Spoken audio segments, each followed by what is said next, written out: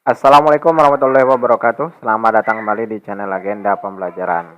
Oke, kali ini kita akan kembali bahas tentang HTML. Kenapa HTML lagi? Karena pertama, perkembangan HTML dari HTML4 ke HTML5 tentu ada beberapa penyesuaian. Ada beberapa yang tag yang dihilangkan di HTML 5. Jadi di HTML4 masih dipakai, tapi di HTML5 sudah tidak disupport. Nah, kemudian ada juga tambahan-tambahan, nanti coba kita pelajari bersama HTML5.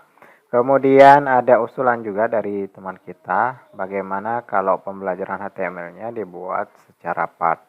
Oke, ini yang kita coba akomodir. Kita akan buatkan tutorial HTML singkat per part saja ya.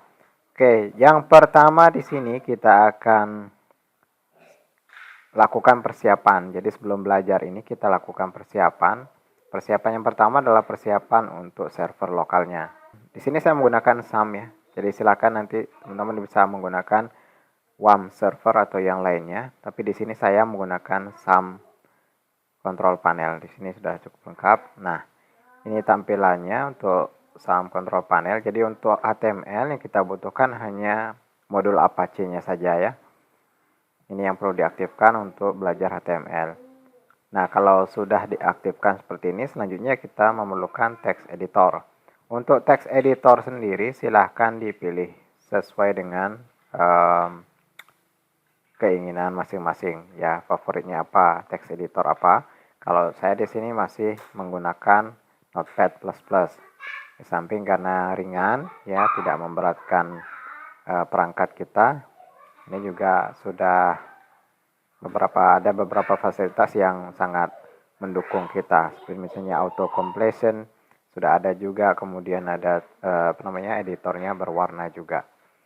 Nah, ini yang akan saya gunakan. Kemudian selanjutnya kita bisa tes local servernya, ya local hostnya bisa kita tes. Jadi local host itu kalau sudah berfungsi tampilannya akan seperti ini, ya tampilannya seperti ini. Misalnya kalau Anda menggunakan server yang lainnya, misalnya WAM server, itu tampilannya juga akan menyesuaikan.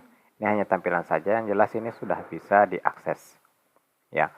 Kemudian selanjutnya di program Notepad++-nya. Nah, ini bukan tampilan default, jadi tampilan defaultnya kan latarnya putih seperti itu. Jadi di sini saya sudah rubah settingannya di setting style konfiguratornya. Di sini saya gunakan temanya adalah blackboard ya. Kita bisa coba tampilan yang lain, misalnya khaki misalnya. Nah, tampilannya seperti ini. Ada juga tema yang lain misalnya apa misalnya di sini. Navajo misalnya tampilannya. Oke, seperti ini Navajo. Kemudian oke, kita kembali lagi ke blackboard. Ini tampilan default ya. Ini defaultnya. Ini blackboard. Nah, oke seperti ini. Kemudian berikutnya yang bisa dilakukan, misalnya kita di sini juga untuk mempermudah ya. Jadi di setting preference pastikan Anda sudah mengaktifkan auto completion-nya. Auto completion ini diaktifkan, ini dicentang, ini dicentang juga, termasuk yang ini. Ini untuk mempermudah kita nanti untuk bekerja, mempercepat saja. Kemudian berikutnya di view word wrap-nya ini diaktifkan. Ini diaktifkan. Kalau ini sudah tercentang berarti sudah aktif. Jadi ketika kita ngetik itu begitu sampai di batas kanan itu sudah turun sendiri. Jadi tidak perlu di enter. Ini kalau tidak diaktifkan nanti dia akan lurus saja ke kanan. Misalnya ini non aktif ini. Misalnya ini non aktif. Nah kan tampilannya seperti ini. Jadi kita perlu scroll lagi ke kanan. Jadi pastikan Anda aktifkan di view, kemudian pilih atau centang word wrap. Ya ini untuk mempermudah pekerjaan. Oke, itu yang persiapan yang berikutnya adalah kita buat folder.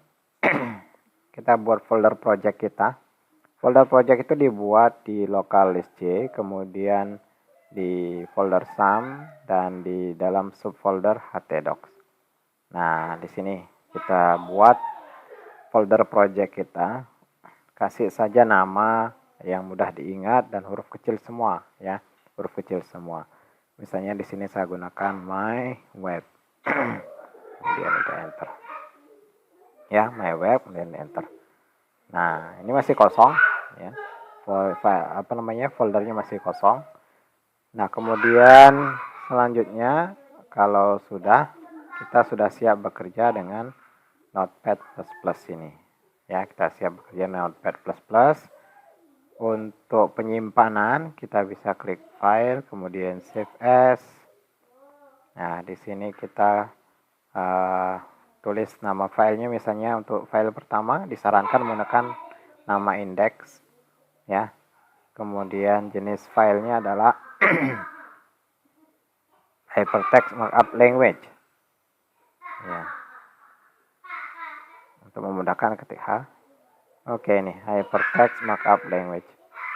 Kemudian jangan lupa tempat penyimpanan, ini penting ini karena banyak yang salah, bingung di mana kok tampilan di di browser tidak tampil karena salah tempat penyimpanan. Jadi pastikan kita menyimpannya di folder project yang sudah kita buat sebelumnya, di local disk C, di sum, kemudian di htdocs.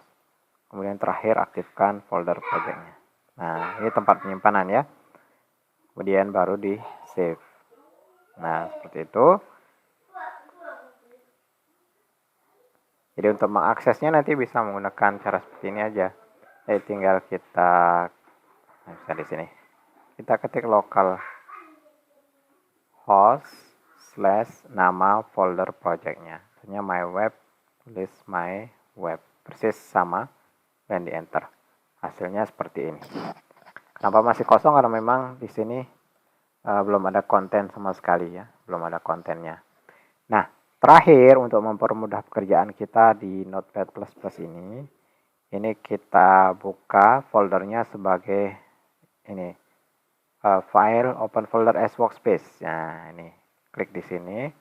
Kemudian ini sudah aktif ya. Kalau belum aktif silakan dicari di local disk C, sum, htdocs, kemudian folder project ya. Baru kemudian select folder. Nah, jadi di sini sudah kelihatan ini folder projectnya, kemudian di sini ada filenya. Kalau ada file lagi nanti akan kelihatan di sini. Jadi lebih mudah untuk mengorganisasi atau mengelola filenya. Nah, itu persiapan ya, tahap persiapan yang perlu kita lakukan. Silakan dicoba. Insya Allah kita ketemu dalam seri berikutnya, video kedua. Ya.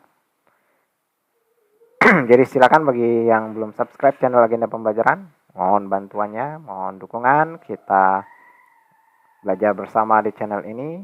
Silakan untuk subscribe channel Agenda Pembelajaran. Terima kasih. Assalamualaikum warahmatullahi wabarakatuh.